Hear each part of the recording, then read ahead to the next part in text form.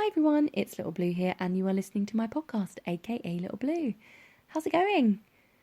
It's November. Can you believe it's nearly the end of the year? What's that about? It's crazy. And not only is it only 2 months to the end of the year, but it is 2 months to the end of the decade. So in 60 odd days? It's 2020. The year 2020. Oh, it's crazy. I can't quite believe it. Where's the time gone? Where has it gone? I mean, my nan always used to say, the older you get, the quicker time goes. So you should always make the most of every moment, especially while you're young and you've got the energy before you've settled down and all of that.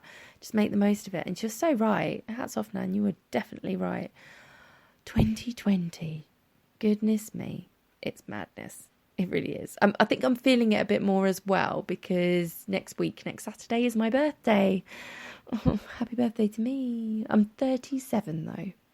And for the first time in my whole life, I'm feeling it. I don't want my birthday this year. I've never been that person. I've never hated birthdays. I've always looked forward to them. I've always been excited. I've always done countdowns. I've been one of those irritating people that counts down to the birthday. That was me. And this year, just not feeling my birthday at all. I'm kind of dreading it as well. I mean, even when I was 29, turning 30, I didn't get depressed about my age. I just didn't get that. I got the whole, where is my life going, questions sort of thing, but I didn't get depressed. I mean, my 30th was epic, and I've really enjoyed the person I've become, if that makes sense. In my 30s, I like the person I am now, whereas my 20s, not so much.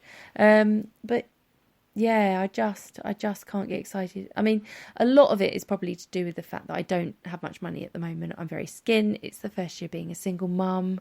I mean, it's the first year I've been single in nearly 10 years. So that's going to probably have a bit of an impact as well. Not that I'm consciously having any bad thoughts about that. It's more the money thing, I think, because today, for example, I've had to cancel plans with a friend. We were going to go to Costa the day before. And as you all know, I love Costa. Our girls, her daughter, my daughter, were going to be at school and preschool, so we could have some proper adult time, have a Costa, just enjoy a bit of cake, sing happy birthday, be happy. But I just don't have the money. I can't justify spending that money, even for my birthday. So that's gone out the window. And what are my other plans? Oh, I was going to go for some lunchtime drinks.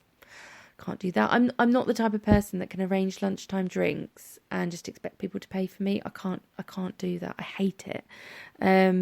Because I hate being skint. I hate feeling that needy and reliant on people. I have to know when I walk into a place, I have the money to pay for myself if I need to. So I'm just not going to organise it if I don't have the money. My other plan, unsurprisingly, is to watch Strictly Come Dancing in the evening. How sad am I? I'm really old now, aren't I? But yeah, watch Strictly. My friend was going to come over. We're going to get takeaway. Mind you, I may not even be able to get takeaway now. It's probably just going to be a £1 pizza from Lidl. I'll have a Hawaiian. She'll probably have what they call a margarita or something. Yeah, but I mean, it's food. It will fill our tummies. We get to watch Strictly. We can put the world to rights. If she wants to bring a bottle over, she can bring a bottle over and we'll enjoy that. But it's just, it's that thing of not being able to do exactly what you want to do on your birthday. I mean, the things I wanted to do on my birthday, I wanted to go to this plate painting place. You paint ceramics and then they do it while you're there, and it's like a cafe and you can have tea and coffee. And I wanted to do that with Baby Blue, but it was really expensive, about £30 to do one plate. And I understand you've got to pay for the materials and all the art equipment and stuff, but I just can't justify it. So that went out the window. I also thought maybe I could go and see a musical in London or something, go and catch a matinee. I really want to see Waitress, but again, can't afford it. And what was the other thing I wanted to do? I wanted to go and see a clairvoyant or like a psychic type person. I've never done it, and a lot of my friends have, and they've always sort of come back with this "it will blow your mind" sort of thing. And I'd love to know if Now, I believe in guardian angels. You're probably going to think I'm crazy now. But I believe in sort of like there are people looking over you, watching out for you. It's my belief system. I can't explain it. It's just what I feel. It comforts me. So leave it. But I'd love to know if the people I think are watching. And it would be interesting to see if after experiencing it, I'm still quite sceptical about it. Because at the moment, I'm quite sceptical about sort of mediums and stuff like that. Thanks, Darren Brown. Darren Brown's ruined everything. But yeah, it would be, that's another thing I want to do. But again, costs money. Can't really do it. So birthday, need to have a proper sort of pep talk with myself and a reassess and just think of things that I can do that are either free or just a couple of quid, basically. Like going for walks and stuff, I do it all the time, so I don't even know if I want to do that sort of thing. I kind of just want to do something where I can chill and not worry, but we'll see how it goes. I mean, if you've got any suggestions, I would love to hear them. Especially because I have set up an email address for my podcast and blog. A few people have actually contacted me on my email address that was on Instagram, which is my personal one. And it gets so full of rubbish and junk mail, because I don't really check it that often, that I haven't seen the messages. So if you have messaged me on my email address, I'm really sorry if I've not got back to you, but I probably haven't seen it. So it's just got lost in the ether. So I've set up a new email address. It is aka Little Blue.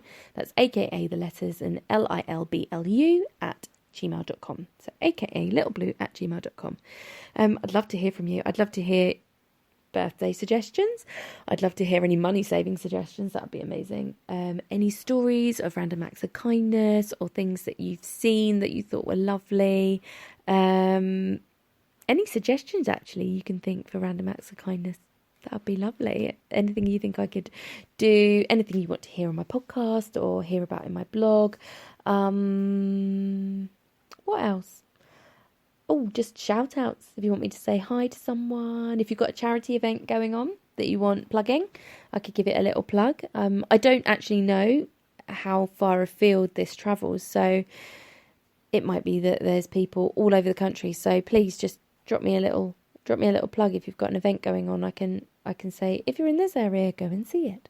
Go and do it. Likewise, I'll do that on Instagram. I will happily share posts on Instagram. So if you've got an event coming up, a charity event or something that is good, that's promoting kindness or raising awareness or something like that, drop me a tag and I will share it to my stories, because yeah, that's what I'm about. But yeah, so it's aka littleblue@gmail.com. Love to hear from you. I really love building a community, and that's kind of why I started the podcast. So please do. Please write in. Please. And let me know your real name as well, because if I'm going to give you a shout out, I want to know who I shout out to. Because obviously my email address isn't my real name, so I wouldn't know. But yes, so it is Sunday. It is Sunday evening, which means Strictly has been and gone. And spoiler alert, this week Emma and Ali Ash were the ones to go home, dancing in the dance-off against Mike and Katia again. My God, they're a force to be reckoned with, aren't they? That's 3 dance-offs on the trot that they have won.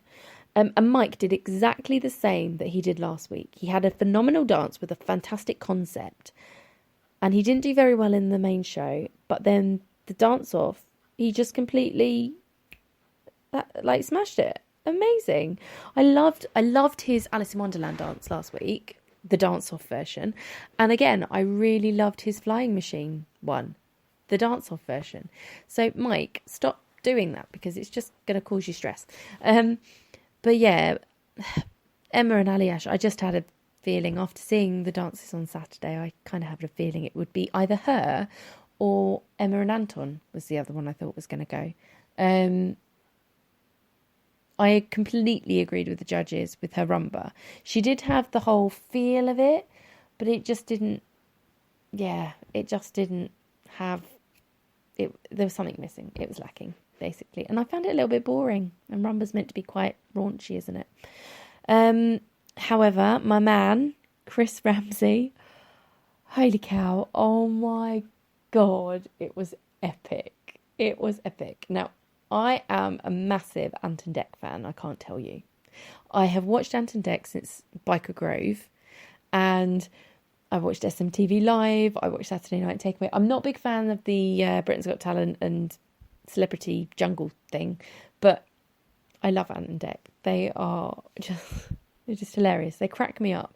So the fact that my favourite from Strictly was doing Let's Get Ready to Rumble, literally my mind was blown, and I think he had my vote before he'd even done the dance because I was just so excited about it.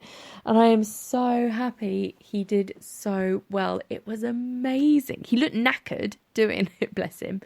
But oh my God, it was brilliant. I've watched it so many times, and now if I'm feeling down, it's the thing I go to watch because it just cheers me up. It's incredible. It's just amazing. And the fact he also got a little tweet from Deck to say it was great. Oh, he must be like a pig in SHIT right now. His wife, Rosie, came down to watch him as well, so he had that added bonus. I guess Robin is still at home being babysat, so they had some time together. They must just be on cloud nine right now. Just phenomenal. And he was the first to go through in the results show as well. So he didn't get all the funny Chris faces, which is a shame. But I was screaming at the TV. I think it's the first time I've screamed during a dance. I love it. Absolutely love it. I mean, I was gutted that Will and Jeanette couldn't be dancing this week, that Will's had to pull out the competition because he was one of my favourites as well. He was so inspiring. Just incredible. And for me, Will was what Strictly should be about. It should be about people telling their stories and raising awareness and doing something that little bit more than just entertaining us on a Saturday night. And I think that dance has probably helped hundreds, if not thousands of people who have got disabilities, mental health issues, or just doubt themselves and have sort of confidence issues, because he has proven in front of the nation that anything is possible. You can't let things beat you down, and I love him. I absolutely love him. He is my new favourite person, my new favourite sports person. Just a phenomenal young man. Just a phenomenal young man, but gutted that he can't be there. But I loved that fact that he was there watching, and him and Jeanette got to catch up, and just beautiful. But who else did I like other than Chris? I mean, Chris stole the show for me, so that's all I'm thinking about. But Michelle Visage, dancing to Another One Bites the Dust. I'm a massive Queen fan, so that's always a plus. However, in the past, if someone has danced to Queen on Strictly, or even like in The Voice and stuff, I've noticed, if you use Queen, you don't usually do well that week. And she has broken the curse. Thank you, Michelle. She was amazing. I loved that routine. I loved the whole fact that she was a girl and then a boy, and then, oh, yeah. Great, Giovanni. Great choreography. Great concept. Absolutely loved it. Michelle is definitely one of my favourites for the final. I would love Chris to get to the final. Don't think it's going to happen, but I would love it. And I've got a new favourite now, Alex. Since she started dancing with Kevin, sorry Neil, but since she started dancing with Kevin, she's really come out, and I've really enjoyed her last two dances. She's just really performing them now. So obviously I hope Neil gets better, but in a way I almost want her to stay with Kevin, because Kevin seems to have brought something out of her that, like, personality and performance wise, that she was lacking with Neil. Neil's an amazing choreographer though, so don't get me wrong, but I'm just a Kev fan. I'm a King Kev fan. However, last year was the first year I didn't vote for him, and it's the year he won it. I wasn't that keen on Stacey. I was a Joe Sugg person last year. But yeah, so another great night. I mean, everybody was great. Really enjoyed the dances. Hats off to Chris Ramsey though. You're incredible. But I'm going to leave the podcast there. I hope you have all had a great weekend. You all have a great week. Look after yourselves. Don't forget to drop me an email if you've got any suggestions. I'd love to hear from you. And I will see you all at the next podcast. Take care of yourselves. Bye-bye.